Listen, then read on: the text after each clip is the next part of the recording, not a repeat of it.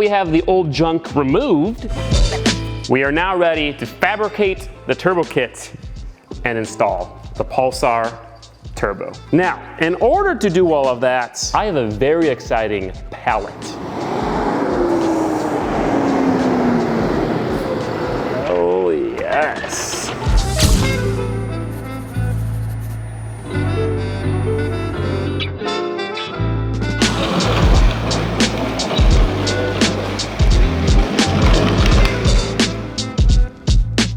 So this is everything that was in that pallet. It's everything needed to make a single turbo kit for a V6 from Vibrant Performance. And that's why I'm so excited. Vibrant Performance is officially a sponsor of the channel. And if you know anything about fabrication and fabrication materials, you know that Vibrant Performance is the top dog. They make super high quality stuff, but they also make a huge variety of stuff. As you can probably see, we've got all the aluminum tubing for the intercooler system and the intake. Speaking about intake, we have an air filter, then we have an intercooler, then we have all of the steel for the turbo kit and the exhaust. Stainless steel, of course. We also have hose clamps, couplers, O2 sensor bungs, and V-bands. And then over here, we have some beautiful mufflers, flex pipes to make it all reliable, a resonator, more straight stainless steel, and some heat shielding that we'll use to protect everything. So with all this material, we're going to be making the hot side of the turbo kit, the cold side of the turbo kit, and a completely new catback exhaust, or turboback exhaust. So literally everything from the heads back is gonna be new. So a huge thanks to Vibrant for sending all of this out for the Accord.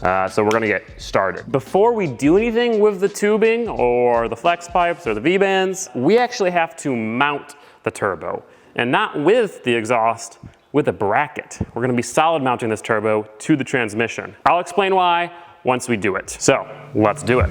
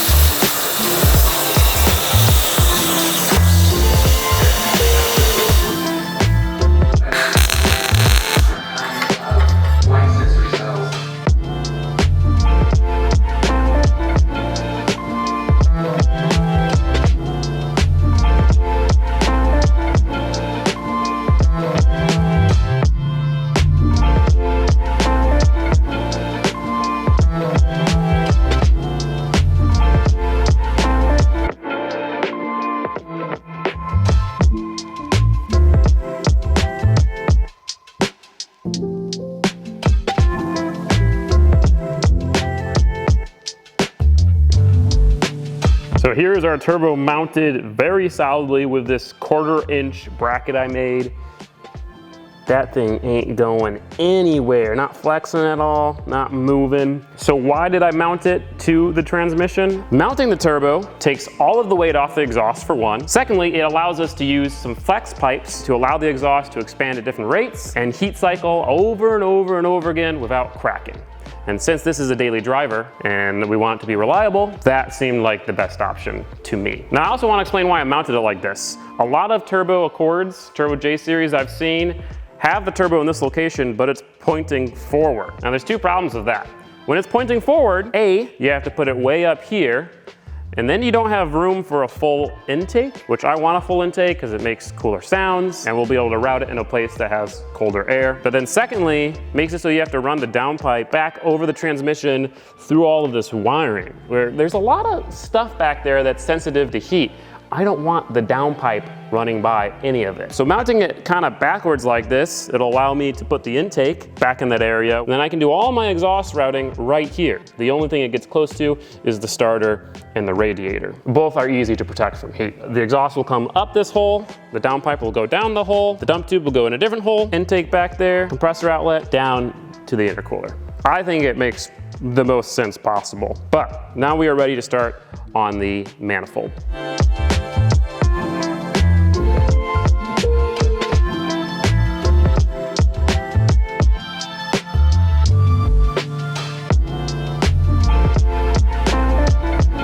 So we got our P2R manifold starters and titanium exhaust hardware in there. That side's nice and easy to see. Look at all that room. This front exhaust is gonna just come pretty much straight down and do 90 to go this way. Our back exhaust is going to come down through this little divot in the oil pan to combine into the front exhaust that's right about here. But we want to do it in a nice, good flowing way. And then once they're combined, they go up to the turbo, which is right up there. So the first thing I'm gonna do is make that collector that is gonna be right here. So the idea is to kind of have one straight piece and then the other piece come in at a 90, like a nice curve. And then we'll kind of bevel it so it's literally flowing into the other one like a nice little Y. You know, if we just did a T is not good because then this exhaust has to come in and make a harsh 90. We want it to already be turning as it joins the exhaust. So we're gonna have to cut this piece up, do some cutting, do some tacking.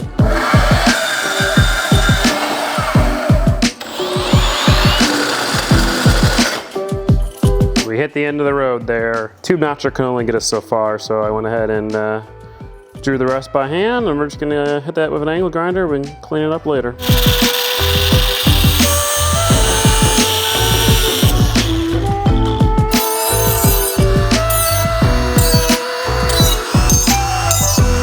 And now, voila.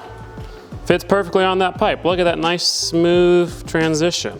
Now before we mark and cut out this pipe, we're gonna have to figure out exactly where we want it to go.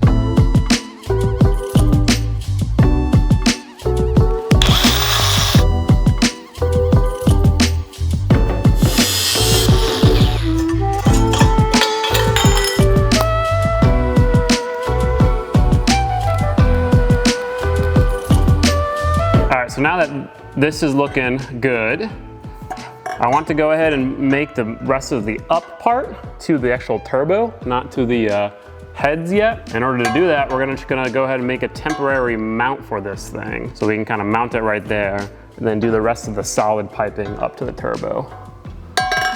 And I'm gonna use the plasma cutter for that.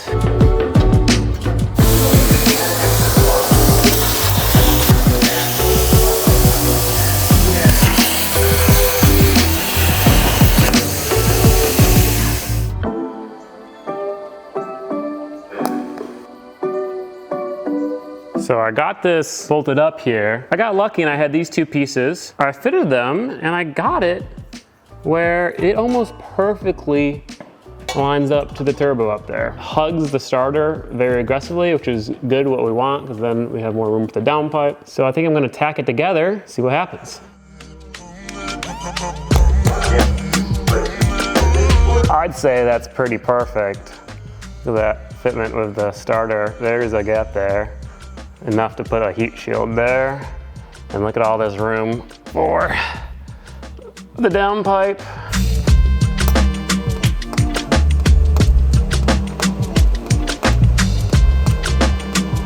Challenging, yes. Was it the best? Probably not. Did I get it? Also yes.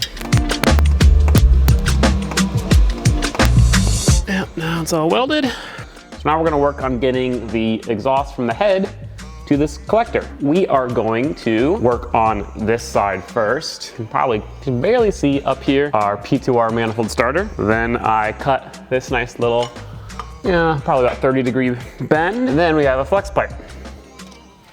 Vibant Performance Turbo flex pipe, and that's gonna go right there. Now I gotta show you my new tool. Because here's the thing, with both flex pipes and resonators, well, this is a 3-inch.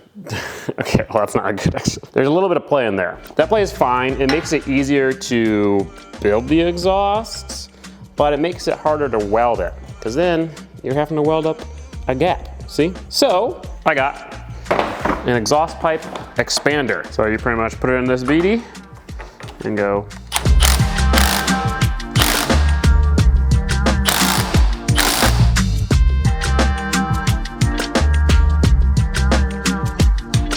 Hey, there we go. It's like a nice press fit now.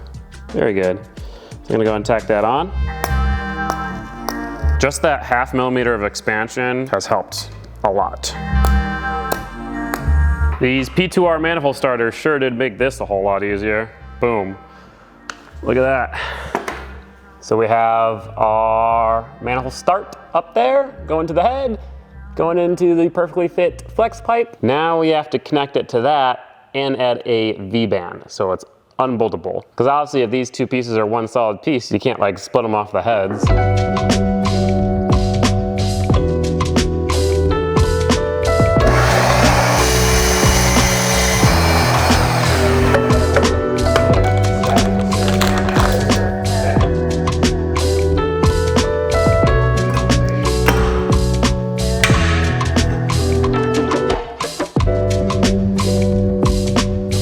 So you saw we got that all built. Now we're gonna have to start tacking things together, which means we gotta remove things and then bolt things back up and then remove things and then bolt things back up.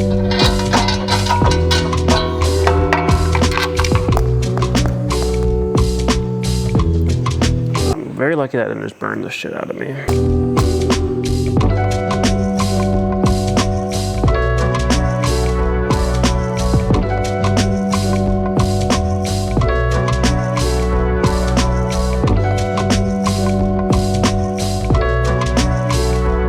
So now that the back side is done, we're gonna work on this front side. First thing we have to do is cut that extra straight pipe off.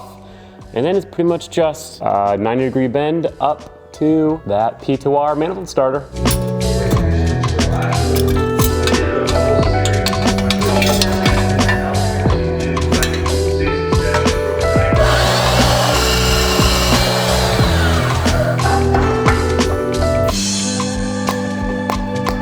I got the front side done. Collects right here, goes up, does a little S-turn into the flex pipe, into the manifold starter.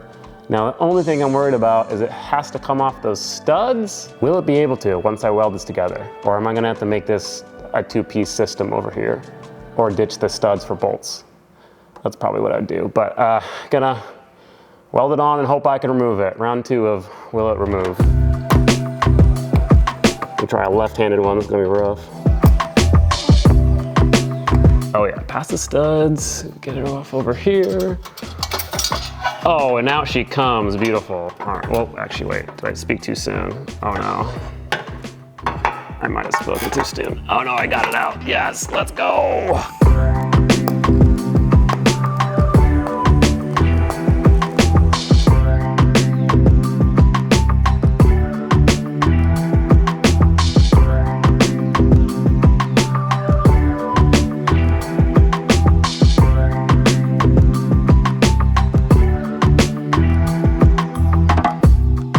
All right, so now that that's done, to finish up this up pipe, we want to go ahead and mount the external wastegate. This obviously has to go before the turbo, so it bleeds pressure off. And it fits perfectly right here. Is that not gonna be sick or what? Definitely gonna have to make a heat shield for a starter, but I think that's gonna be pretty awesome.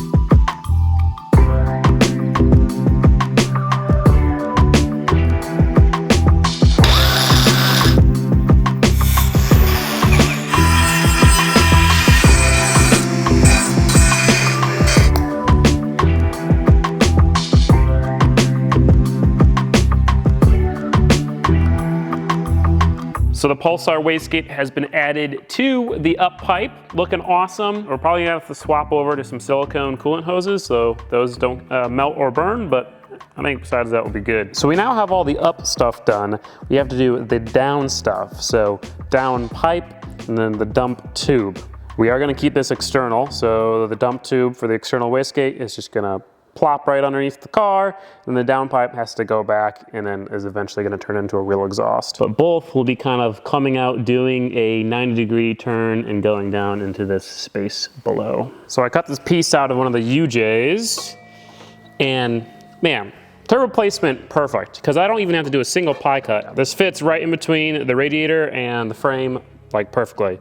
And it directs it right into that little space underneath the transmission, underneath the turbo. So we're gonna tack this to the V-band and just kind of work off of this. And then we can get the other one to kind of do the same thing. It's gonna be sick. I'm really liking the way this is turning out.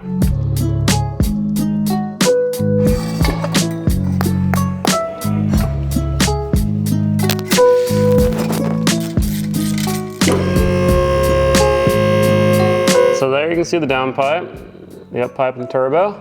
It's gonna be a little bit of a, challenge to make sure that all this stuff is still removable by the end and we don't have to like, cut it to take it out. We wanna get the downpipe through this little gap right here.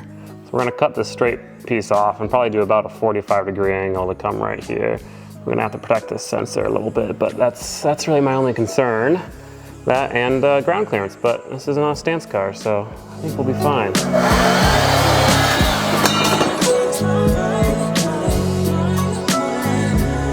So we have the downpipe coming in right here, and then I tack together this piece, which goes like so, under the transmission and then back up. Now obviously this does hang lower than anything else. The nice thing is that this lines up right with the wheels. So as long as the wheels are below this by a decent margin, we'll be totally fine.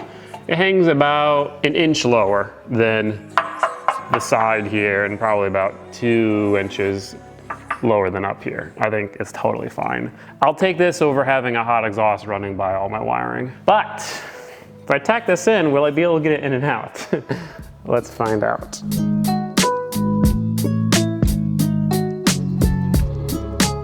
I kind of think I'm gonna be able to do this.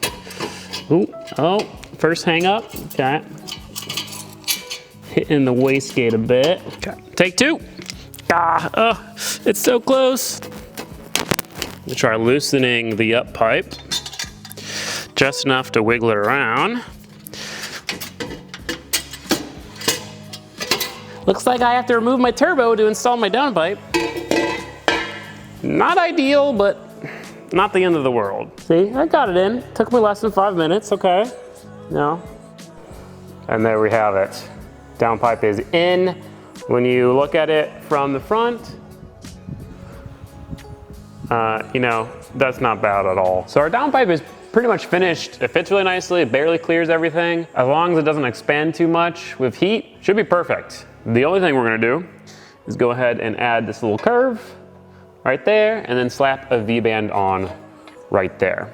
And then when we make our turbo back exhaust, we'll put a flex pipe here and then obviously just make the rest of the exhaust. But for now, I think this is really great. So we're gonna go ahead and pull this off, tack that on, the V-band on, and then actually we're just gonna start fully welding everything because that's it.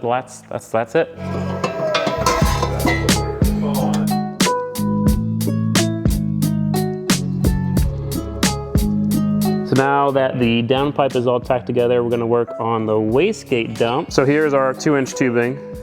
Unfortunately, it is not tight enough to clear the radiator. As you can see, we're gonna have to do some pie cuts.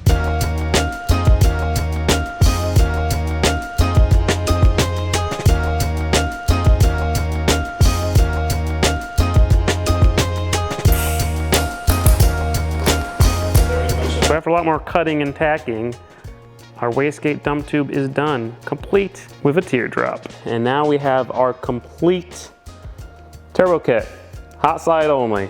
Up pipe, turbo, down pipe, wastegate dump tube. Now, I already welded the dump tube off camera, pretty much besides the V-band, and this was back purged. And I want to back purge this entire thing besides the downpipe, because that's after the turbo, won't get as hot. But I think it will be pretty important on the up pipe, because we have a lot of welds, and so we're gonna get started. Now here's the only problem. I'm running on fumes, so I have a new tank coming, but not until Friday, which is 2 days away from now. 2 days before you guys are watching this video, hopefully. So I'm gonna get started on this piece because it's the least amount of welds. And then we're just gonna weld as much as we can until we run out of gas. But don't get too sad yet. Once we get the new gas, once we get this all welded up, we gotta reassemble it. We got to do all the oiling for the turbo. We got to do some painting, some heat wrapping, some exhaust heat shield making, and then I want to start it. I want to hear what this car sounds with this Pulsar turbo on it. But let's get to it.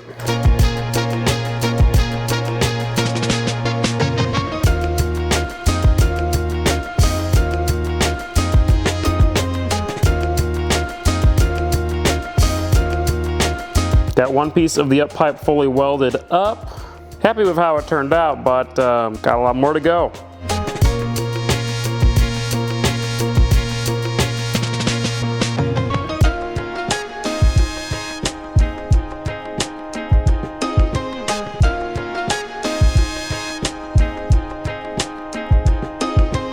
I made it so close, but yet so far. That sucks because now I can't even reassemble anything and I can't make any more progress until I get more gas and finish everything. So I'll see you guys Friday. It's gonna be a long day. That's a nice feeling right there. Shout out to Palmer's Welding Supply in Loganville. They've provided the gas and metal for the channel. I say provided, I pay for it, but it's just a good company. They came and delivered this at 9 a.m. And so now we can continue welding.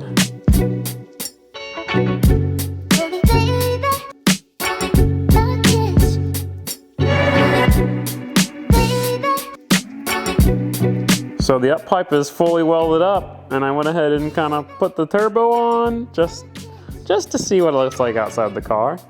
Looks really freaking cool. I'm very happy with the way this thing turned out. Fully TIG welded, all stainless steel, the vibrant stuff welded great. Loved every second of it. This is ready to go back in. But before we do anything with this, we gotta do the downpipe.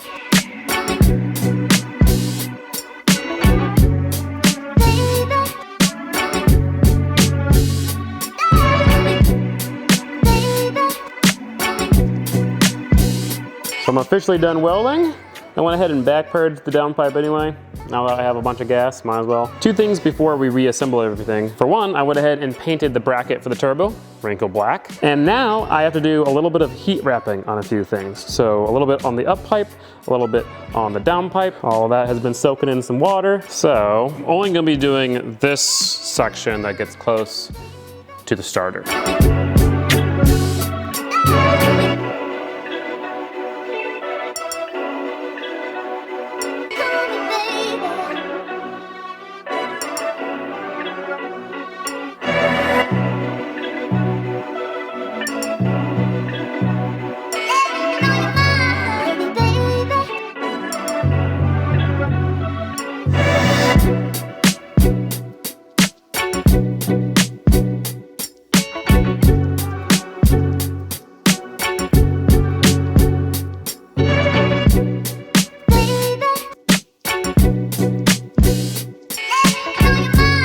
So the turbo is in. Now before we go ahead and put the wastegate on, we're gonna go ahead and get this set up. This thing set up and ready to make some boost. So that requires changing out the spring and then putting on the ports in the correct location. This thing right here is sick. No cheap wastegate that has all the bolts and the gasket and all that. It's like a coilover.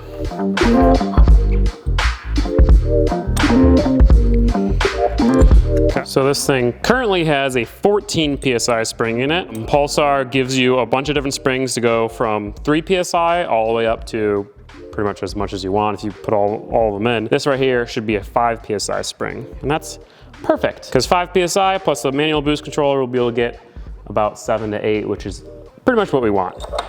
Nice and low boost. Look at how baby the spring is compared to this thing. Holy shit.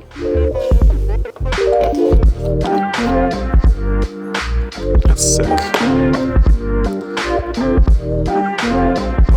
I'm gonna apply some pressure here, and at about 5 pounds, it should open up. Now, I'm not gonna be able to control it to that amount, but what you'll see is I give it a little bit. It opens up. See? Chilling at 7 and it's open, right? Fully open at 10, and as I let go, so it's fully closed at 5. So yeah, it'll start opening up at 5. So boost hits, it opens up.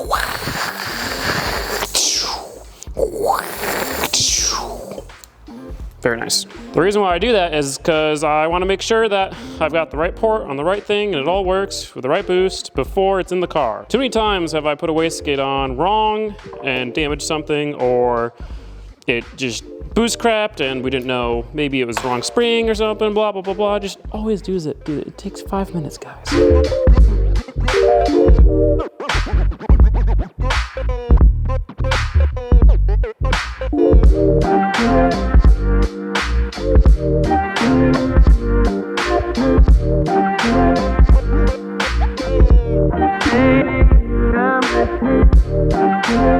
So now that we have all the turbo stuff on, we gotta work on the oiling system for the turbo. So oil's gotta go in and it's gotta go out. So for the turbo feed, I normally tap into the oil pressure sensor, which is that sensor with the green plug up there. But there's a problem. On this car, that sensor has a very, very specific thread pitch. It's an M10 by 1.25. Every other vehicle I've found, well, every other Honda is either M10 by 1.0 or M10 by 1.5. And I could not find a T-fitting for the life of me. Just they don't exist. So the second course of action is to use an oil filter sandwich plate and tap into the oil pressure from there. But can you see the other issue? Oil filter control arm. Honda almost designed it so it would clear, but it doesn't. So if this oil filter sits down 2 inches, it's gonna hit the control arm. So I grabbed an oil filter that was wider and shorter. So overall it should filter about the same, just fit a little better.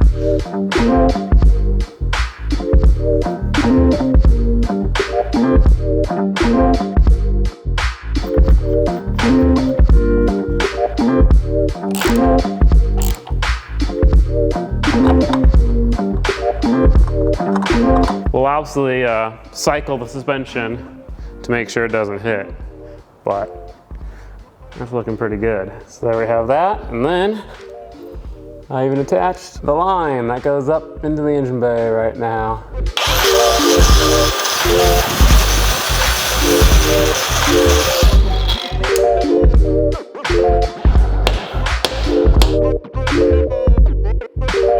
The turbo drain didn't work out quite as good as I'd hoped. I have to get a different adapter for the turbo, but there is one on there. Probably is gonna leak, but it should be good enough for us to start it and hopefully hear this turbo. Could be sketchier, could definitely be better, but you know, that's the temporary wiring. Everything's unplugged, so it's not gonna run. So what you have to do is come over here and hold this just kind of in here. And once oil starts coming out of it, which might be a while, then tell me, okay? Okay.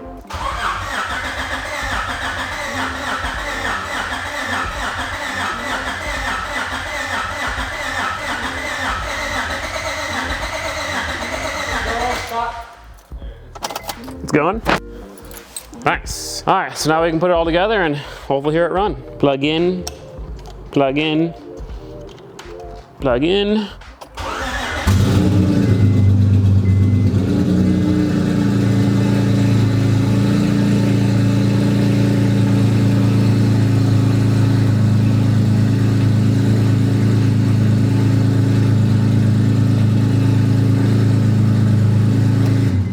Wow, that's way louder than I was expecting.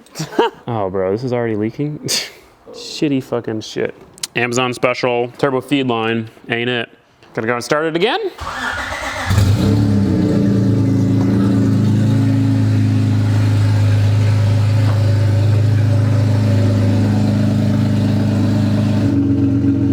Nothing leaking, that's good.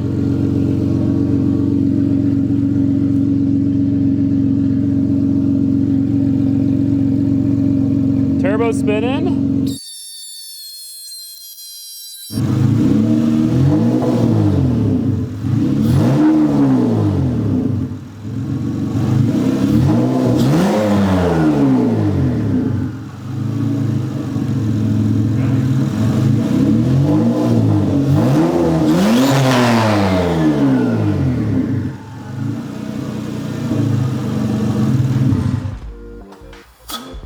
Engine ran great, didn't overheat.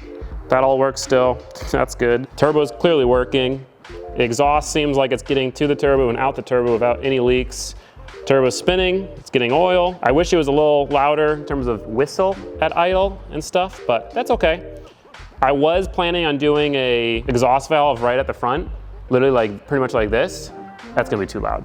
I'm gonna have to do it a little bit farther back with a muffler or something. Yeah, I'm always chasing the whistling turbo, and it's hard to get without being obnoxiously loud and straight piped. Yeah, we'll do some experimenting with that, but I'm happy with the way everything turned out. I just rewatched the phone clip. Didn't realize how sick it sounds. Sounds so sick, and you can see the turbo blows a leaf out of the way. So yeah, safe to say the turbo is definitely working. And it sounds way cooler when you aren't getting ear R-worded, when your ears aren't bleeding. So that is it for the first part of this video. Huge thank you yet again to Vibrant Performance for all of the fabrication materials, and Pulsar for the turbocharger, and Wastegate, and P2R for things like the manifold starters, the exhaust hardware, and all the stuff I needed to rebuild the J series in the last video.